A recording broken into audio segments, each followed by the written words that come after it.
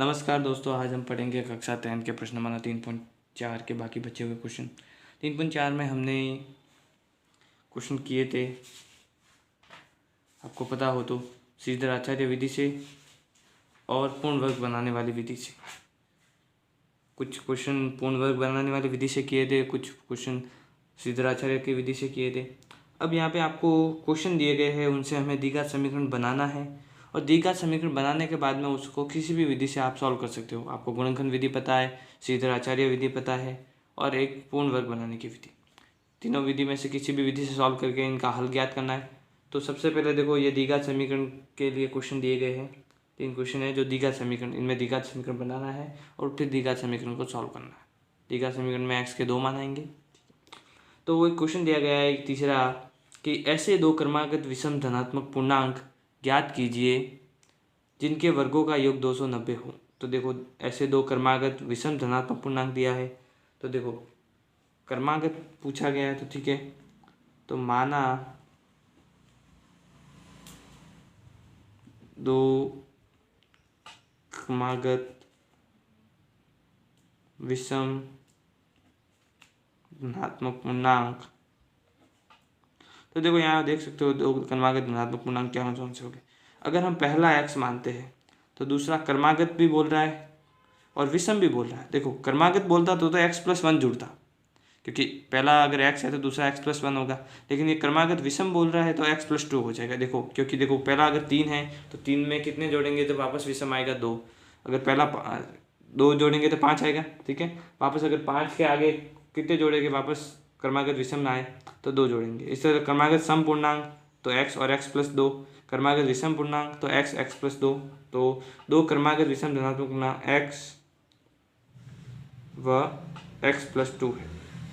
ये दो हमने मान लिए, पहला x है तो दूसरा x+2 होगा, क्रमागत ही होगा क्योंकि 2 जोड़ेंगे तभी क्रम से आएगा ये, और विषम होगा।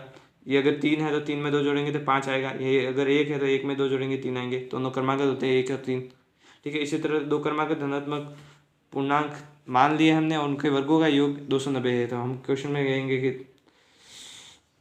क्या लिखेंगे हम, प्रश्नानुसार इसके वर्ग तथा इसके वर्ग दोनों का योग 290 है।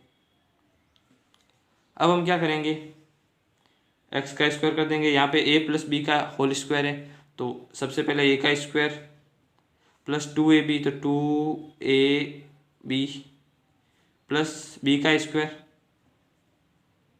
इसको थोड़ा पूरा लिखेंगे तो x² प्लस x², ये हो जाएगा 4x और ये हो जाएगा 4। अब वापस देख सकते हो आप, इन दोनों को जोड़ देंगे तो 2x²। इसको मैं 4x लिखता हूँ। 290 को मैं इस तरफ ला लेता हूँ तो प्लस के 4 है, 290 को मैं इस तरफ लाऊंगा माइनस के हो जाएंगे, यहाँ 0 आ जाएगा। यहाँ 2x² आ गया, यहाँ 4x आ गया। अब देखो, 290 में से 4 गए तो 290 में से 4 जाते तो 286, और यहाँ प्लस माइनस, माइनस वाला बड़ा है इसलिए माइनस के 286। यहाँ आप देख सकते हो कि देखो, तीनों में 2 हमें कॉमन ले सकते हैं क्योंकि 2 का भाग इसमें जा रहा है, इसमें जा रहा है, इसमें जा रहा है, तो 2 हम कॉमन ले लेंगे बाहर। यह बचेगा अंदर x², 2 का भाग 4 में चला जाएगा तो 2x, इसमें चला जाएगा तो 143। ये 2 इसमें भाग में चला जाएगा, वापस 0 आ जाएगा। तो हमारा द्विघात समीकरण इस तरह आ जाएगा। इस तरह प्रश्नानुसार हमारे पास द्विघात समीकरण आ गया। अब इसे सॉल्व करना है। इसके लिए x के 2 मान आएंगे और वो 2 मान कौन से होंगे, दो क्रमागत विषम धनात्मक पूर्णांक संख्या कौन सी है वो हमें पता करनी है। तो देखो, इसको आप गुणनखंड विधि से भी सॉल्व कर सकते हो। तो गुणनखंड विधि में देखो, यहाँ पे 1 है, a का मान, c का मान 143 है, b का मान 2 है। तो ऐसे दो मान बताइए जिनका गुणा करने पर 143 आए और जोड़ने या घटाने पर 2 आए। तो देखो, यहाँ देख सकते हो आप, इसमें 143 में 11 का भाग पूरा पूरा जाता है और इसमें 13 का भाग भी पूरा पूरा जाता है, और 11 और 13 का गुणा करते हैं तो 143 आते हैं, और 11 और 13 का अंतर भी 2 है। तो अगर 13 में से 11 घटाए तो 2 आता है। तो हम लिख सकते हैं इसको गुणनखंड विधि से सॉल्व करेंगे तो x² 13x minus 11x minus 143, 13 × 11 होता है 143, ठीक है। 13x में से 11x 2x प्लस के प्लस, बड़ी संख्या प्लस की है तो यह प्लस का है। अब 2 2 जोड़े हुए हैं। अब यहाँ पे देखो, इन दोनों में x कॉमन है तो x कॉमन ले लिया मैंने। यहाँ बचेगा x+3। इन दोनों में मुझे देखो 11 कॉमन दिख रहा है तो माइनस लिया 11, दोनों अंदर वाले प्लस के हो जाएंगे तो ये x प्लस का हो जाएगा। 11 का भाग मैं इसमें दूंगा 13 बार तो ये 13 प्लस का, ये दोनों समान आए तो एक तो बहुपद आया हमारा 11 + 13 x+13 और एक x+11, ये इसके गुणनखंड आए। अब मैं इन दोनों को 0 के बराबर अलग अलग,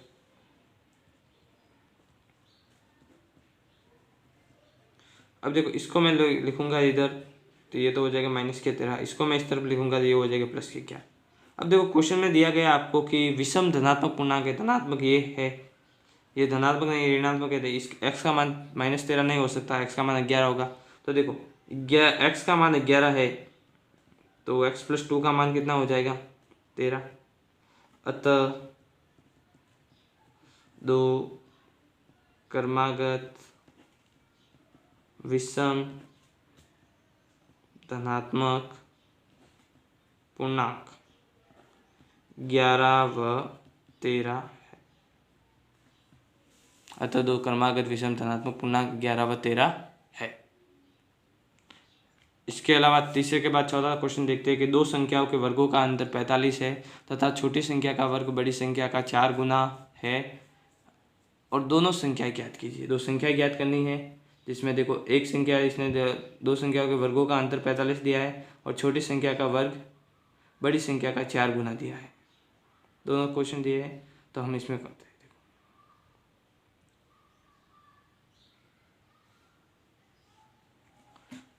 दोनों संख्याओं का अंतर, दो संख्याओं के वर्गों का अंतर 45 है तथा छोटी संख्या का वर्ग बड़ी संख्या का 4 गुना है। तो हमें सबसे पहले संख्या माननी है। तो देखो हम या तो बड़ी संख्या मान लो या छोटी संख्या मान लो। तो देखो मैं यहाँ पे दिया गया, देखो यहाँ छोटी संख्या का जो वर्ग है वो बड़ी संख्या का 4 गुना है तो मैं बड़ी संख्या मान लेता हूँ। माना बड़ी संख्या, देखो मानने तो हम x ही मानेंगे ज़्यादातर।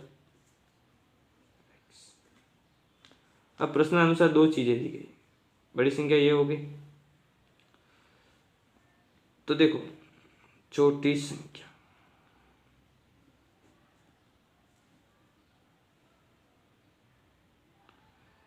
छोटी संख्या का वर्ग बड़ी संख्या का 4 गुना है, बड़ी संख्या का 4 गुना।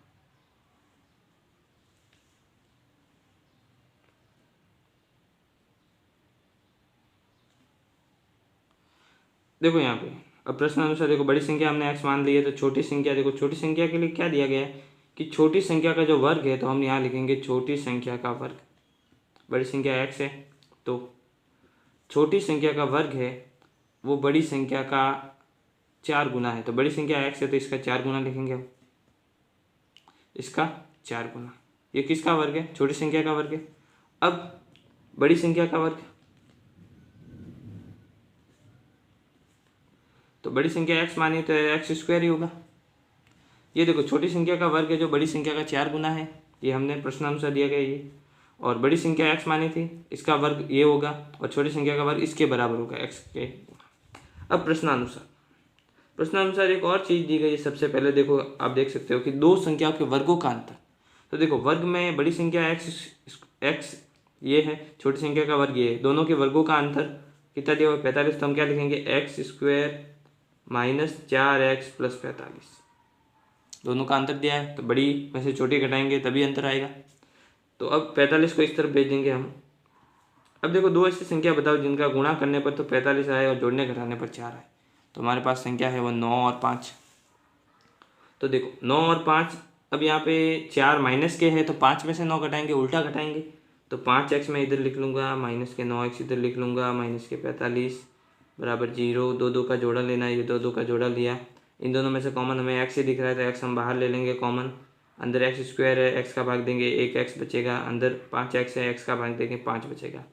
दोनों जगह माइनस है, माइनस बाहर ले लिया, दोनों अंदर वाली प्लस की आएगी।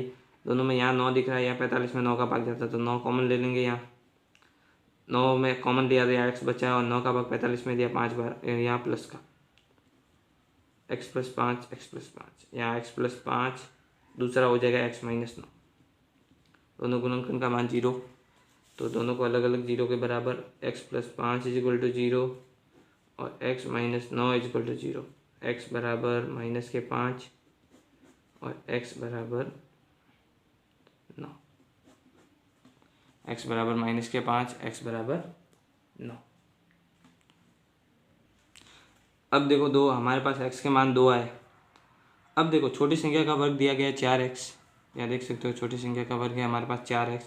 4 को मैं 5 से गुणा करता तो माइनस के बीच, 4 को 9 से गुणा करता हूँ तो 36।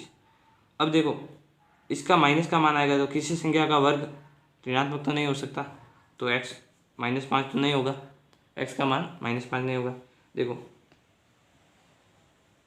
संख्या का वर्ग या किसी संख्या का वर्ग ऋणात्मक नहीं हो सकता। उस हिसाब से x नॉट इक्वल टू -5 हो जाएगा, तो हमारे पास x 9 बच जाएगा, तो x का मान हमारे पास आया 9। तो देखो यहाँ पे बड़ी संख्या हमारे लिए हो जाएगी 9। अब देखो छोटी संख्या का वर्ग दिया गया 4x, तो हम क्या लिखेंगे, छोटी संख्या का वर्ग,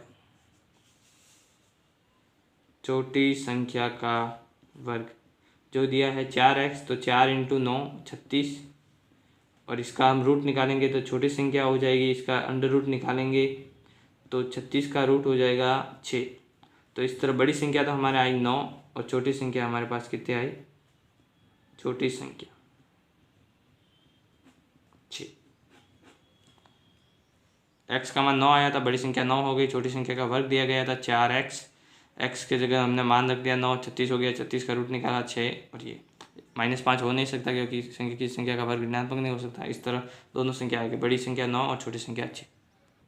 इसी के साथ हम 5वां क्वेश्चन देखते हैं कि 16 को 2 भागों में इस प्रकार विभाजित कीजिए कि बड़े भाग के वर्ग का 2 गुना छोटे भाग के वर्ग से 164 अधिक है। ठीक है, बड़े भाग के वर्ग का 2 गुना है जो छोटे भाग के वर्ग से 164 अधिक है।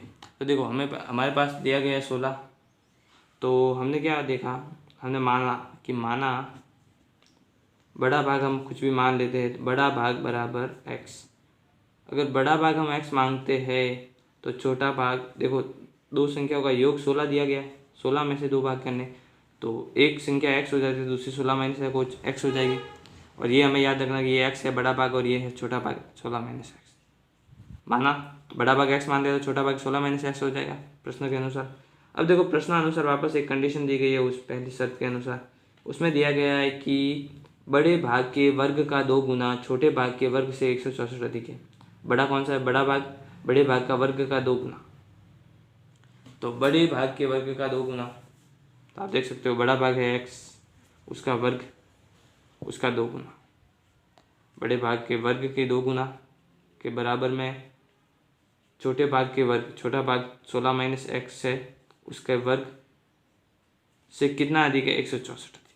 इस तरह हमने ये लिख लिया। अब थोड़ा सा हम सॉल्व कर लेते थे, यहाँ पे 2x² का 2x², यहाँ पे a माइनस बी का स्क्वायर, तो देखो a² हो जाता है 16 का स्क्वायर माइनस 2ab और प्लस b का स्क्वायर प्लस 164, 2x² का 2x² 16 का स्क्वायर 256 होता है, minus 16 2 32x plus x² plus 164, 2x²। यहाँ देखो 256 और 164 जोड़ने हैं हमें, तो देखो यहाँ पे 4 और 6 हो जाते हैं 10, इसका एक वापस 6 और 5 11 और 2 ये 20 हो गई, और 420 माइनस 32x प्लस x²। अब देखो इन पूरे संख्याओं को मैं इस तरह भेज देता हूँ, 2x² x² माइनस का हो जाएगा, 32 प्लस का हो जाएगा और 420 माइनस का हो जाएगा।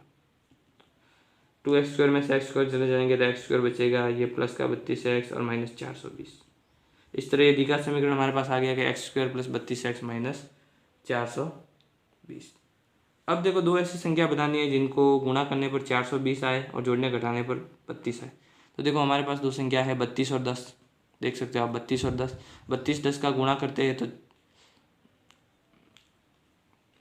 32 और 10 नहीं 42 और 10, 42 और 10 का गुणा करते तो 420 और 42 में से 10 घटाते तो 32। 42 और 10 ही होते हैं। 42 में से 10 घटा दे तो 32 और 42 और 10 का गुणा 420। तो यह क्या करेंगे हम 42x minus 10x minus 420 is equal to 0। ये जोड़ा इस जोड़े में x कॉमन ले लेंगे हम, तो यहाँ पे x प्लस 42 बचेंगे। इस जोड़े में माइनस दोनों में है, 10 कॉमन ले लेंगे तो यहाँ पे x और इसमें 10 का भाग देंगे तो प्लस के 42 इज इक्वल टू 0।